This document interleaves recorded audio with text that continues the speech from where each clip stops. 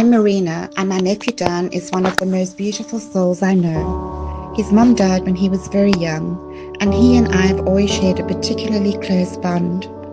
When Dan sets out to do something, he achieves it. He once cycled on a beat-up old bike from Durban to Cape Town with a group of friends, not because he had to, but because he dreamed it. That is 1,600 kilometers, and he did it. He had always dreamed big, but his greatest dream was to build a life for himself in Japan. After years of hard work in Australia and graduating from UNSW in Sydney, he finally achieved that dream and moved to Japan.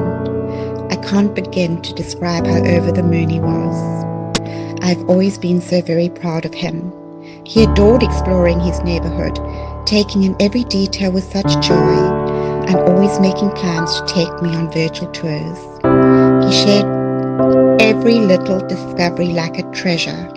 Dan has the deepest respect for Japanese culture, something that has always been at the core of who he is. He is incredibly mindful, deeply philosophical, caring, and considerate of others.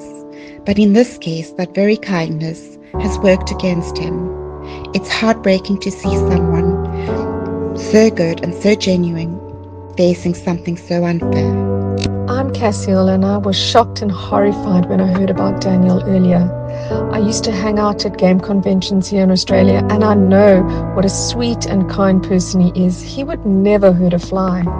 Every year I look forward to PAX because I love spending time with him. We basically spent the entire 3 days together each time because he was such great company, always kind, humble, and looking out for me. He has a rare ability to notice when people are worried, upset, or angry, even strangers, and he would always do what he could to make things better. He truly is a soother of situations, if that makes sense. That's why I look at this and just know it's all nonsense. He's a wonderful man, and this is so wrong and unfair. I understand how strangers might see a news article and make snap judgments, but as soon as I read it, I thought, no way, this isn't true. My name's Jess. Dan and I dated a few years ago, and I really loved him. He was thoughtful, kind, and actually incredibly funny. I remember Dan had an inspirational picture next to his bed. It said, "Be strong to be helpful." Dan's life has been full of incredible challenges, and yet it's been his kindness, his integrity, and his strength of character that have given him the drive to rise above life's difficulties. It's been his life's passion to live and work in Japan.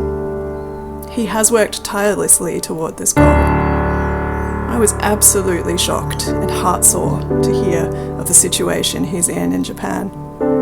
I knew immediately Daniel's genuine motivation was to be strong and to be helpful. There's no other consideration. This is why we're reaching out for your help in assisting this good man win his freedom. My brother Daniel is a good man, genuine, kind, and hardworking. Nothing in his life was handed to him. He had to fight for every bit of happiness, every opportunity, and every dream. Some people struggle even when life gives them everything on a silver platter. Daniel had nothing handed to him, yet he pushed forward, carving out a future for himself through sheer determination. He built his dreams from the ground up, never expecting favors, never taking shortcuts. Japan wasn't just a place he wanted to visit. It was his dream, his passion. He fell in love with the culture, the people, and the way of life. He worked relentlessly to make it there, not just to see it, but to be part of it. There's no way he would throw all that away. No way he'd risk everything he fought so hard to achieve. Daniel has been wrongly convicted, and he needs our help.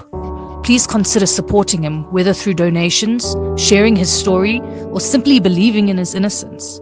He doesn't deserve this, and with your help, we can fight for the justice he deserves.